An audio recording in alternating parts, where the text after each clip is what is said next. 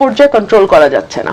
চাঁদাবাজির সঙ্গে যুক্ত, জমি দখলের সঙ্গে যুক্ত, টেন্ডারবাজির সঙ্গে যুক্ত, যত দিন যাবে নানান জায়গা থেকে কিন্তু বিএনপি নেতা কর্মীদের বিরুদ্ধে প্রচুর কমপ্লেইন আসছে। আমার কাছেই সকাল বিকাল কমপ্লেইন আসছে। এলাকাতে পদধারী নেতারা কেউ মাটি ভরাট করে নদীর উপরে, জমি দখল করে, আরেক উপজেলায় পদধারী নেতারা মামলা বাণিজ্য করে। কন্ট্রোল করা তো যাচ্ছে না। কেন্দ্রে খবর পাঠানো হয়েছে, কেন্দ্র কোনো অ্যাকশন নেয় নাই। তো কারো বিরুদ্ধে অ্যাকশন হচ্ছে কেন্দ্র থেকে, কেউ কেউ আবার ওভার ব্লেসড, তাদের ব্যাপারে অ্যাকশন হচ্ছে না। সো নেতা কর্মীরাও কনফিউজ। আচ্ছা, কেন্দ্র যা বলে ওটাকে সিরিয়াসলি বলে? আসলেই কি আমাদের চাঁদাবাজি, টেন্ডার বাকি?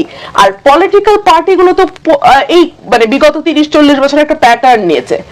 ফকিরের ঘরে জন্ম হবে, লেখাপড়া 10 5 পাস হবে, কিন্তু রাজনীতির সঙ্গে যুক্ত হলে কয়েকশো কোটি টাকার মালিক হব। এত সাইকোলজি। এই সাইকোলজি থেকে মানুষকে আপনি একদিনে বের করবেন কি করে? সো যত দেরি হবে, আপনি যতই উপর দিয়ে ভালো ভালো নাটক করার চেষ্টা করেন, কারণ আসল চেহারা তো বের হতে থাকবে।